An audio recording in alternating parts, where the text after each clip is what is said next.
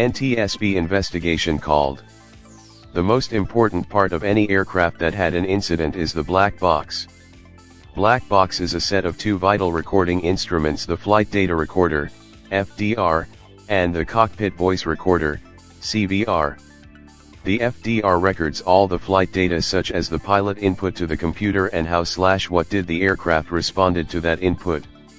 The throttle, heading, altitude, flap, setting, speed brake, torque on the engines, etc. This can tell the investigators if the aircraft had any technical issues that brought it down. The CVR, on the other hand, records the voices in the cockpit. What was the condition of the pilots flying, what were their actions at the time of catastrophe can be predicted by the CVR. Usually in air crash investigation the body of the aircraft is not recovered completely, but in the case of United Flight 811 the complete aircraft was present for the investigators, all the three pilots were alive. This scenario might help the investigators to reach the conclusion easily. It has to be noted that in part 1 of this crash vlog I have mentioned that this is a personal story. Amongst the 9 passengers who blew away from the fuselage was a passenger Lee Campbell, son of Kevin and Susan Campbell. Lee was flying home in the United Flight 811 as an economy passenger.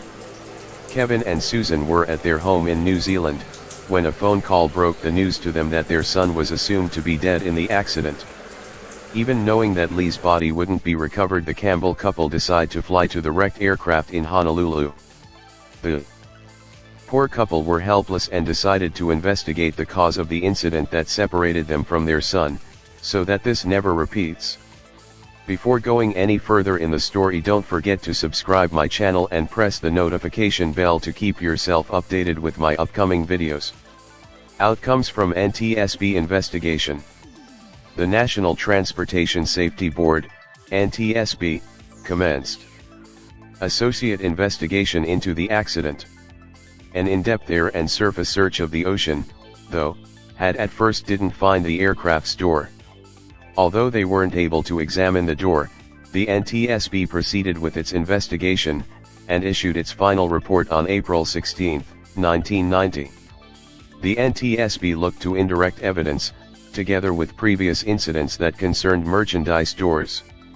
In 1987, Pan Am Flight 125, another Boeing 747, departing from London Heathrow Field, encountered pressurization issues at 20,000 feet, 6,100 m, inflicting the crew to abort the flight and come back to the field. Once the safe landing, the aircraft's door was found to be open by concerning 1.5 inches, 3.8 centimeters, on its ventral edge. Once the craft was examined during a maintenance construction, all of the protection arms were found to be either broken or entirely sheared off. Boeing at first attributed this to mishandling by gang. To check this concern, Boeing taught 747 operators to shut and lock the door with the external handle, so activate the door open switch with the handle still within the secured position. Since the S2 switch was designed to deactivate the door motors if the handle was secured, nothing ought to have happened. A number of the airlines reported the door motors did so begin running, making an attempt to force the door open against the protection sectors and inflicting injury to the mechanism. Based on the proof obtainable, and therefore the attribution of previous cargo door malfunctions to wreck and crew mishandling, the NTSB operated from associate in nursing assumption that a properly bolted and latched 747 door couldn't open in flight.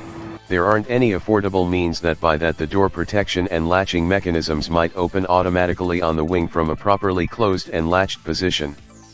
If the lock sectors were in correct condition, and were properly settled over the closed latch cams, the lock sectors had spare strength to stop the cams from moving to the open position throughout ground operation and flight.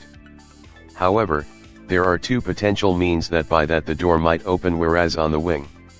Either, the latching mechanisms were forced open electrically through the lock sectors when the door was secured, or the door wasn't properly bolted and latched before departure. Then the door opened once. The pressurization hundreds reached a degree that the latches couldn't hold. The NTSB learned that in an 4713 US case, the craft had practiced intermittent malfunctions of its forward door within the months before the accident. Supported this data, the NTSB terminated in its April 1990 report that these malfunctions had broken the door protection mechanism in a very manner that caused the door to indicate a bolted and latched indication, while not being totally bolted and latched. So, the NTSB attributed the accident to human error by the bottom crew. Failed verification supported this hypothesis of in-service injury. The NTSB conjointly faulted the airline for improper maintenance and scrutiny because of its failure to spot the broken protection mechanism.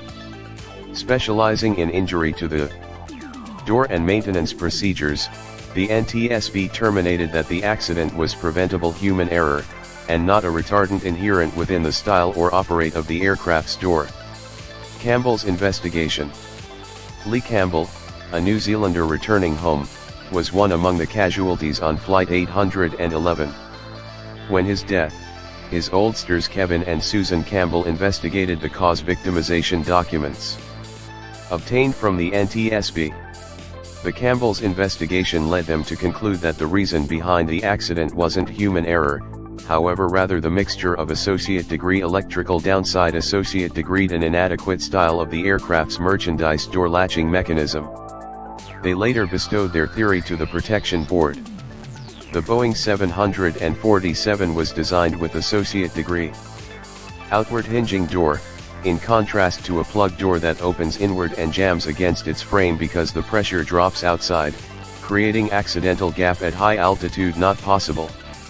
The outward swinging door will increase the merchandise capability, however needs a robust lockup mechanism to stay it closed.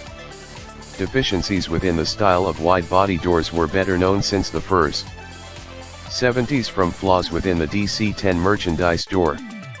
These issues weren't totally addressed by the craft business or the NTSB, despite the warnings and deaths from the DC-10 accidents and tries by Boeing to resolve the issues within the 70s. The 747's door used a series of electrically operated latch cams into that the door edge latch pins closed. The cams then revolved into a closed position, holding the door closed. A series of formed arms, called lockup sectors, were motivated by the ultimate manual moving of a lever to shut the door. These were designed to bolster the unpowered latch cams and forestall them from rotating into associate degree unsecured position. The lockup sectors were created out of metal, and that they were too skinny to be ready to keep the latch cams from entering into the unsecured position against the facility of the door motors. Electrical switches cut electric power to the door once the outer handle was closed, but, if one among those were faulty, the motors may still draw power and rotate the latch cam to the open position. Constant event may happen if worn wires were ready to power the cam motor, albeit the circuit power was cut by the protection switch. As early as 1975, Boeing complete that the metal lockup sectors were too skinny to be effective, and suggested the airlines to feature doublers to the lockup sectors. When the 1987 Pan Am incident, Boeing issued a service bulletin notifying operators to interchange the metal lockup sectors with steel lockup sectors, and to hold out numerous inspections. Within the U.S., the Federal Aviation Agency mandated the service by suggests that of Associate Degree Soundness Directive in July of 1988 and gave U.S. airlines 18 to 24 months to go with it. When the Flight 811 accident, the Federal Aviation Agency shortened the time to 30 days. Final report. On September 26 and October 1, 1990, two halves of Flight 811's door were recovered from the ocean from 14,100 feet, 4,300 m, below the ocean surface. The door had broken lengthwise across the middle. Recovery crews reportable that no different rubbish or proof of human remains had been discovered. The NTSB inspected the door and determined that the condition of the protection mechanism failed to support its original conclusions. Additionally, in 1991, an occurrence occurred at New York's John F. Kennedy International Airport involving the malfunction of a United Airlines Boeing 747 door. At the time, United Airlines service staff was investigating the reason for a circuit breaker trip. Within the method of identification the cause, an inadvertent operation of the electrical lock mechanism caused the door to open spontaneously despite being closed. An inspection of the doors. Electrical wiring discovered insulation breaches, and uninflected bound electrical wires allowed the door to work unremarkably once more. The lock sectors, latch cams, and latch pins on the door were inspected, and failed to show any signs of harm of the kind foretold by the NTSB's original hypothesis. Based on developments after it issued its original report in April 1990, the NTSB issued a superseding accident report on March 18, 1992. In this report, the NTSB determined that the evidence of the accident was the sudden opening of the door, which was attributed to improper wiring and deficiencies within the door's design. It appeared during this case that a brief circuit caused an unadhered rotation of the latch cams, which forced the weak locking sectors to distort and permit the rotation, thus enabling the pressure differential and aerodynamic forces to blow the door off the fuselage, ripping away the hinge fixing structure, the cabin floor, and therefore the side fuselage skin, and causing the explosive decompression. For more stories on air crash, stay tuned and subscribe Aviation Boy.